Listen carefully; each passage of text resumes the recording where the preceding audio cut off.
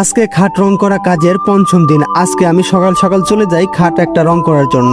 আজকে আমি আর একা যাই নাই, সাথে আরেকটা বড় ভাইকে নিয়ে গেছি। তাকে নিয়ে আজকে একটা খাট যেভাবে হোক ডেলিভারি দিয়েই দেবো। দুজনে মিলে খাট একটা বের করে নিই, কারণ খাট অনেক ভারী ছিল আর একা কোনোভাবেই সম্ভব না বের করা। রং বানানো হয়ে গেলে আমি আস্তে ধীরে ব্রাশ দিয়ে রং করতে থাকি, আর বড় ভাই ন্যাকড়া দিয়ে রং করে। ঘষার পরে এক কোট রং মারি আর তারপরে দেখাই এরকম, মানে সব মিলে 2 কোট রং মারা হয়েছে এটাতে।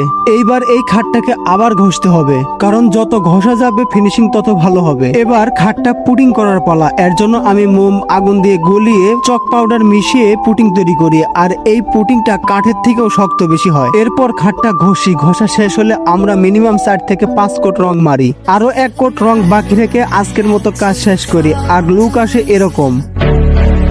In the air, it doesn't even